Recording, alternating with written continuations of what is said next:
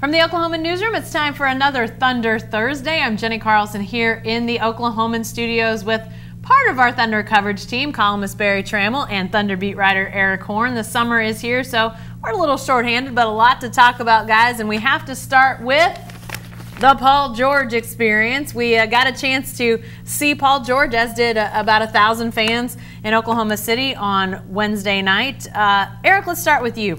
First impressions of Paul George. I mean, we've seen him play a lot of games, seen him on television, seen him in person even, playing with that Pacers uniform on. But what were your impressions of him, especially as it relates to how he answered questions about his future and Oklahoma City? Well, I thought he did a pretty good job. He knew that these questions were coming. In the days leading up to him getting to Oklahoma City, the Sports Illustrated story came out with him sort of addressing his future. And I thought that Paul George, for the most part, spoke well for himself. He prioritized the winning. He made a point to say that he's going to give this an opportunity for him and Russell to work out this season and to figure out how they best fit together, and then hopefully they can make a decision together. Now, Barry wrote about this a little bit. I don't know if fans here want Paul George and Russell Westbrook to make a decision together, because that means that Russell Westbrook wouldn't sign his extension until this summer coming up, and he would become a free agent. So for the most part, I think that Paul George said the things that people wanted to hear. He's given Oklahoma City an opportunity. From what I understand, he's open to the possibility of playing here beyond next season. And I think the Thunder did a good job of bringing him into the city and making him feel welcome, as well as his family. And Barry, as Erik said, I mean, Paul George understands that these questions are going to be coming up from now until this time next year, because he's a free agent in 2018. He's expressed a desire to be with the Lakers in 2018, wants to go back to his hometown in LA and play for the Lakers. Huge Kobe fan, huge fan of the purple and gold. But did anything he said in response to questions about the future or the Lakers, any of that surprise you at all on Wednesday night? No, I thought he handled it well. Like Erik said, I think he said what he needed to say, what was proper to say. You don't know what's inside a guy's thinking, but what he said smacks of reasonableness. It smacks of common sense, which is, I just want to win. And the reason people linked me with the Lakers, and the reason I was linked myself with the Lakers, was talking about going to LA with another star and trying to get the Lakers going. But if the Thunder can do something special with Westbrook and George in tandem and a pretty good roster around them this coming season, then I think the Thunder's in the running. So I've been encouraged from what I've heard. It's going to be tough to keep Paul George, but I don't think it's mission impossible. Well, I mean, it's interesting too, because it was just a year ago, a little over a year ago, as you referenced. I think I referenced it to a point too in our coverage of the PG welcome party, as the Thunder branded it, that it's been just over a year since Kevin Durant left. And so to think that there's this other big-time free agent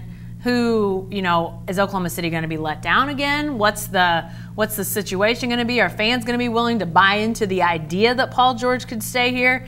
Is that a risk, Barry? Is it worth fans buying into the idea that maybe this could happen? What's the alternative, I guess, is what I'm telling people. I mean, we can all wake up and put our heads outside and say, hey, we're all going to die. Let's go back to bed. But I don't think that's, to me, that's not a good way to live. Yeah, Paul George might leave next summer. I guess it's possible. I think it's unlikely, but it's possible he could take Russell Westbrook with him. So what are we supposed to do until then? Just sit in sackcloth and ashes? I think we ought to enjoy this season. I think we ought to support this team in any way you can. If you're a fan, go out, yell for them like crazy. Let Paul George know that basketball matters to you and the Thunder matters to you. And if he can be successful, this is a fun place to live. So to me, that's the only way to live. I don't know what else you can do. We're not getting the beach. We're not getting Broadway. Those things are not coming to town. So we got to live with it, and we got to use what we've got. But we have two of the top 10 players in the world, Erik. Two of the top 15, maybe. I mean, whatever metric you want to use. Two of the best players on the planet will now be playing in Oklahoma City at least 41 nights this next year. And Barry's right. What is the alternative? The alternative is you keep the same team you had at the end of the last season, and you haven't made any traction in a West that continues to get stronger.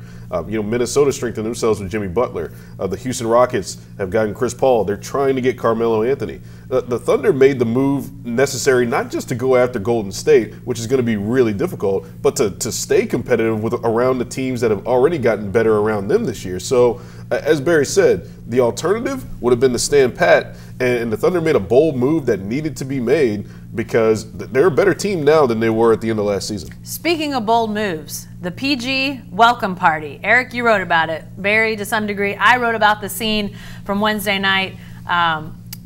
Speaking of bold moves, this was unlike anything we've ever seen before from the Thunder. Obviously, they've never acquired a player, non-draft related, of this caliber. So even though Sam Presti, Eric, talked about this being a continuation of the Thunder sort of thinking outside the box and being willing to take risks, this was still a deviation from what the Thunder's done before, right? Yeah, and the Thunder's never done it to this magnitude for any of their free agents. I mean, or not free agents, just anybody they were bringing in general, whether it was a free agent or a trade or anything of that nature, or a draft pick. We saw earlier this week, guys like Patrick Patterson and Raymond Felton came in, and they were introduced in a great way at Aloft Hotel downtown. But it wasn't a welcome party. There wasn't a DJ. There wasn't an MC. There wasn't open bar for season ticket holders and Thunder workers.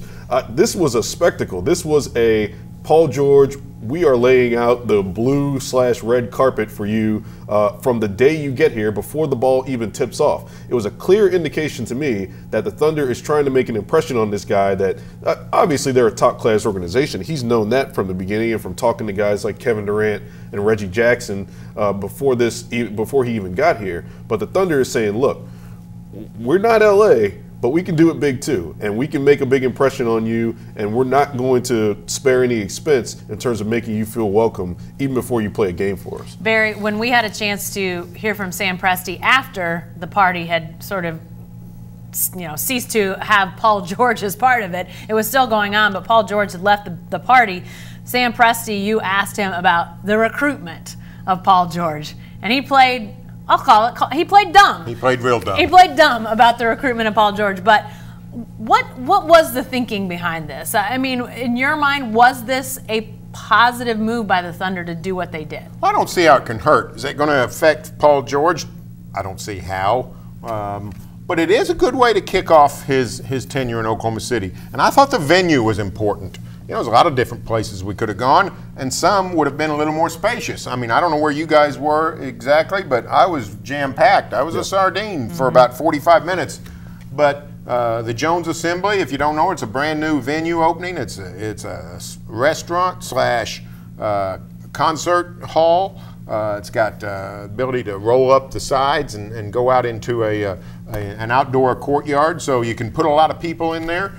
And it was fairly hip. It was fairly trendy, and it was, fairly cool. And I think that was part of the message to Paul George that, hey, Oklahoma City is not just a bunch of stockyards and barns. That all kinds of cool things happening in Oklahoma City. Paul George admits, I don't know anything about this place other than I came, once a year and played basketball here for the last 7 years. Stayed in the hotel and went to the arena. So I think that was a message to Paul George that, hey, this is a happening place. It's not Los Angeles. Nobody's pretending it is. But we do have some things beyond, just barns and a basketball arena. Yeah. And Sam Presti said it himself. He kind of admitted his nerddom during that time that we were talking to him. He was like, I'm not the life of the party. I'm not the life of the party. I'm Sam Presti, general manager, but they like it. This is what they like. And they could be the people that he works around that are younger guys. They could be NBA players that he's trying to, make an impression to by doing this. But Sam Presti basically said, this isn't necessarily my thing, but this is a thing. He did acknowledge the fact that that was very important for them to do it that way. Well, and I think what you guys are saying about sort of the scene and what Oklahoma City is about, that'll come to Paul George or any other player's knowledge, but it's going to come down to basketball. And Sam Presti got around to that, sort of talking about the excitement of the night, that at the end of the day, they're going to come together for preseason. They're going to have to figure out how to keep people from getting to the basket easy, to not turning the ball over. I understand that, and that is going to take some time, but at least for now, there's an excitement about this guy, and I think the Thunder reflected that to him and to the fans, and so it was kind of fun to see. It was interesting to see something different as it related to a guy that hasn't, he hasn't even dribbled the basketball once for the Oklahoma City Thunder. So, interesting night. Erik, you mentioned earlier Raymond Felton, Patrick Patterson, who I'm going to call Ruben Patterson at some point in these proceedings. I don't know if Patrick will like that very much, but that's fine. You can give it a shot. Give it a try. I haven't thought of Ruben Patterson for years until the other morning he popped in my head, and I thought, oh no, I'm going to say Ruben Patterson at some point. But these two guys, they had a much more subdued official introduction on Tuesday morning over at Aloft Hotel. A fun setting, though. Showed the entire downtown, Bricktown, the city skyline. It was pretty cool, but much more sort of normal, I guess, if you will, and what the Thunder usually does. But while not of the caliber player of Paul George Berry, these two guys, how important was it to nail down Patrick Patterson, Raymond Felton? Well, when you look at this Thunder team, is very deep inside. Then all of a sudden, out the door goes Domantas Sabonis. Out the door goes Taj Gibson. So you go from really deep to really thin at power forward, especially. You're looking at Jeremy Grant and really not much else. So to get Patrick Patterson on a free agent contract, a good free agent contract, what is it, $16 million over 3 years, an outstanding contract for the value. So that was a big pickup. Patrick Patterson, I don't think, is as good a player as Taj Gibson overall. He's not as good of a defender. He's a versatile defender, but he's not as good. And offensively, he's probably not as good as Taj Gibson. But he is better at what the Thunder needs the most, which is spacing the floor and three-point shooting. He's a pretty effective three-point shooter. So he's a great fit for the Thunder. And to get a guy like that who I think can step into the starting lineup and be a solid pro is exactly what they needed. And Raymond Felton, we've talked about it. They needed somebody that could run the point when Russell Westbrook sits down. Raymond Felton can do that and do it well. He's 33. He's not the player he used to be, but he's still a pretty good player. Yeah. Erik, is the roles for these two guys, are they pretty clear in your mind? Patrick Patterson, starter at the 4, Raymond Felton, backup point guard? Yeah. Those are the roles that they're going to be brought in to do, and I think they're going to fill them pretty well. These guys seem to be consummate professionals. Just talking to them, and in the time that we had them, I think they're going to be comfortable in their roles. I think Raymond Felton, being a 12-year veteran, he's at a point in his career where he's not going to be expected to come in and be a starter. Basically, they just need a competent body at that position, something that they didn't have last year. And Felton's job, frankly, might be even easier if Paul George gets a bulk of some of the ball handling responsibilities when Russell Westbrook isn't on the floor either. And so I think Raymond Felton's going to be in a really good position, and sometimes even as the 3rd point guard if Paul George gets the ball in his hands. And he's a significant upgrade over Samaje Christian in terms of a guy who can be able to create not just for himself, but for the guys around him as well. Well, we'll talk about Samaje in just a second as it relates to the Thunder roster as a whole, but I had a moment watching those two guys in that press conference Tuesday morning, and maybe it was just me, but I'm sitting there looking at, I know it's an aging Raymond Felton, but Raymond Felton and Patrick Patterson, who pretty good player, both of them in my estimation, in terms of especially filling needs and roles that the Thunder needs. And I thought, if they hadn't done the Paul George deal, seeing these two guys sitting in front of the Thunder backdrop, this would be a pretty big deal to acquire two guys that would fill such needs so well. And, I mean, as Patrick Patterson talked about, he came for less money than he could have gotten elsewhere. I mean, he wanted to come and win. Felton said very much the same thing. Those would have been pretty significant pickups, and I think they are. But with the Paul George thing, it just pales everything, and you sort of lose sight of the fact that these two guys are going to be pretty important to what the Thunder big picture wants to do. I'm not saying Paul George isn't, but these are two pretty good players that are going to play significant roles for this team. Yeah, and when you look at the rest of this roster, Alex Sabrina is going to be in his 2nd year in the league. He's going to be a lot better than he was. Doug McDermott is going to be in his 4th year. Didn't get to play big minutes in Chicago. Not going to play big minutes with Oklahoma City, but he's going to play more than he did down the stretch for the Thunder. He's going to contribute more. You're going to see a better group of support around the Thunder superstars, whether it's 1 last year or 2 this year. It's going to be a better team, and it's going to be deeper. It's going to be more effective. Now, are they Golden State Warrior worthy? No. I don't think they can beat the Warriors in a playoff series. But they are going to be right below the Warriors in terms of the rest of the league, in terms of chasing the Warriors for 2nd best team in the league. And the Thunder, I don't know if they'll get there, but they've got a chance. And it's going to be interesting to see. We don't need to get into this today, but defense, something that I think we're all sort of interested to see. How does the defense evolve, and how I think you blogged about this, Barry, how they're probably the best equipped to defend the Warriors. Now, is anybody in great position? Probably not. But the defensive abilities they have on the perimeter, it's an interesting thing. We'll see how that develops, and I'm sure we'll talk about that more. But let's talk about the roster, Eric, for a second. You mentioned Samaje Christian a minute ago. Thunder currently at 14 players. Nick Collison's future's up in the air, Samaje Christian's future. What's the situation in your mind as it relates to what the Thunder's going to do with this roster at this point? Well, it's sort of a conundrum, and I wrote about it earlier this week. Nick Collison is a guy that wants to play more, but there's really not a spot for him to play. He barely played last year, and he's facing a similar situation coming back to the Thunder this year. I don't think that the money is so much an issue because, I mean, the Thunder would be willing to pay him something close to what he made last year, to $3.7 million. If they were to cut Samaje Christian, who is a guy who can be waived by Saturday, and his contract would be non-guaranteed for $1.3 million going into this season, that could easily be allocated to Collison, and then the money would be the same as it was last year. I think the matter of it is Collison wants to play. You know, he's a guy who's, you know, around 36 years old. He hasn't played much in the past few years, so he's basically fresh. He just didn't have an opportunity because the Thunder was so log-jammed at power forward and center last year. So is he going to have to make a decision where he leaves the only franchise he's ever been with in order to go seek more minutes? It might be a decision that comes within the next few weeks, and then the Thunder's roster can be determined from there. Barry, we know Sam Presti loves Nick Collison. He's done multitude of deals with this guy, structured him to work to keep Nick Collison on the team that he oversees. Is he going to do a deal to keep Nick Collison, or does he have to be swayed by having that third point guard, even if it's a third point guard that, if all things go as planned, Samaje Christian, he may not see the floor very much this year? Well, it's clear to me that they need a third point guard, whether it's Samaje Christian or somebody else. I think it's fine to keep Samaje Christian. I personally would not re-sign Nick Collison. I love Nick, but they're up against the cap. I don't know that they need a 15th player, especially with the new contracts, the two-way contracts with the D-League, in which you can pay a couple of guys to play in the D-League and call them up from time to time, and you're only paying them a prorated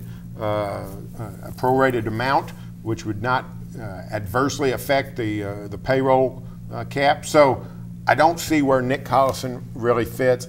Eric's right; he wants to play, but to quote our old pal Serge Ibaka, where he go? You tell me, where he go? I do not know where Nick could go and play. He's 36, and frankly, he doesn't move like he used to. And I thought when he got to play a little bit down the stretch last season, to me there was a noticeable change. He really wasn't the player he used to be. I think his career is probably over. And at this juncture in his career, you know, he's really a utility guy. The Thunder really just used him against certain teams. There's typically the Clippers against Blake Griffin, or against the Grizzlies against Zach Randolph. And I guess you could change it to Sacramento now because Zach Randolph's in Sacramento. So maybe the Thunder brings him back and he plays against Sacramento now. But Nick Collison was more of a utility luxury guy that they can bring in a pinch in certain situations when Domantas Sabonis was over his head, which we saw a few times last year, more than a few times. But Collison, the minutes just aren't there. Frankly, guys like Jeremy Grant, who's 23 years old, who's versatile, he needs to play. Even guys like Doug McDermott, who aren't going to get the minutes that they were going to get at small forward because Paul George is going to be playing a bulk of them. He's a guy that the Thunder is thinking about playing at the 4 so they can get some more floor spacing. He needs to play more power forward. Enes Kanter, obviously. The Thunder still wants to experiment with Steven Adams and Enes Kanter in those big lineups. Nick Collison's minutes aren't with the Thunder. They need to be somewhere, and that's what's tying this up. My final question on the roster situation, Barry, you mentioned this before, carrying 15 or maybe carrying only 14 guys. Is that a likelihood with the numbers we see on the salary and how the Thunder is going to use those guys that are already under contract and tied up here? I think it is, because the Thunder would like to get under the luxury tax. Right now they're about $7 million over, I think, if they go with this roster. You don't want to go in the luxury tax for the third time in 4 years, so I think they'd like to try to avoid it, and keeping the roster at 14 would help avoid it. Every little bit helps. I mean, you've seen some teams that get down to, you know, 50,000, 100,000, 150,000 over or below the tax. That kind of stuff matters. So I think staying at 14 with the option, remember, of the two-way contracts with guys playing for the Blue, Dakari Johnson being among them, then I think the way to go is to stay at 14. But they never have. They've always gone with 15, right. So it would be counter to what they do.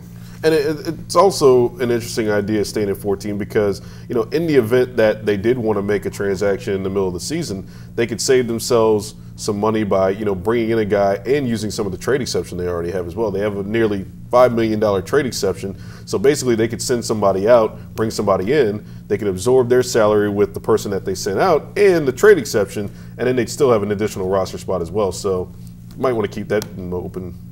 Okay, lots of things to discuss as it relates to the Thunder, the roster moving forward. But before we go today, one other thing was happening Wednesday night, and that was the ESPYs. And I know it's a totally made-up award show that ESPN has done, but had a moment of interest, I think, to people around here as Peyton Manning, pretty serious burn about Kevin Durant, said that that he wanted to essentially be part of the super gymnastics team, the Final Five that won the gold medal so good. Sounds like Durant was in on it from some reports that are out there. Sounds like Westbrook may have been in on it. What'd you make of all this, Barry? Well, I think it was clearly a case that Kevin Durant was in on the joke. Think about it. The ESPYs, they've become popular. They run on largely the participation of superstars. You know, there's no show if Durant, Westbrook, the Cubs, the Patriots, all those people don't show up. So you're going to invite one of the biggest names in sports, Kevin Durant, and then you're going to insult him. You know, all Kevin Durant has to do is get up and walk out, or if afterwards say, I'm never coming back, and tell all his friends in superstar land, I'm not coming back, and you shouldn't either. ESPN's not going to do that. Clearly, he was in on the joke. So kudos, I think kudos to Kevin for playing along. Does this signal anything in your mind, Eric, that Durant and Westbrook would be in? Because it looked like Westbrook was likely in on this as well. Yeah, maybe it's another avenue for these guys to talk. They haven't had a lot of conversation in the past year. I think it's always great when they can get in the same building together, whether it's All-Star Game or I was hoping for the MVP or the NBA awards, but for them to be together at the ESPYs, I imagine they probably had some sort of conversation at some point in time, and it's great for them. I think it's great for them to kind of make light of this situation because the farther we get removed from it, I think the lighter it needs to become. It's just basketball at the end of the day, and Kevin Durant made a decision that was best for him and his family and what he thought was best for his career, and I feel like Russell Westbrook's doing his thing too. So, you know, if we can have some jokes out of it, I'm all for it. Let's have fun with it now. We're a year removed. I think I was actually more surprised than the Peyton Manning thing to see what Westbrook wore. Now we know what Westbrook. We know what Westbrook fashion looks like: green pants, white trim, some sort of gold chain in the middle of some sort. By the way, Paul George saying last night he's going to be the king of fashion. He wasn't wearing green pants at his welcome party, y'all. So I mean, maybe, but. Well, you don't have to dress like a clown to be the king. Is that what we're saying all of a sudden? The jester. I think Westbrook's got another level for we always put limits, or we try to put limits on what Russell Westbrook can do. We need to stop doing that. We've seen the man do a triple double. Next year he's going to show up to pregame wearing just like a lion's fur, and that's it. And then we're going to be like, oh yeah, you're not the king of fashion, Paul George. You're not even close. Westbrook's wearing a lion's fur with nothing on underneath. So. It's going to be interesting to see though if Paul George continues in the vein that he had at his welcome party. It was a tailored suit, you know, tie, sort of a interesting combination of like a light check on his suit, but plaid on his tie, and then some checks on his shoes or on his socks. So he wasn't sort of the reserved businessman, but he was definitely, you know, sort of that tailored suit look as opposed to Westbrook, who's sort of the avant-garde dresser of the NBA. I'll be interested to see how this continues and what we think in another couple months of these two guys as it relates to their fashion. Who are we to say, though, for crying out loud? I think I'm well qualified, thank you very much. I'm not. Well, we'll talk about that and much more next week during Thunder Thursday, but be sure to stay with the best coverage team anywhere at newsok.com and every day in the Oklahoman.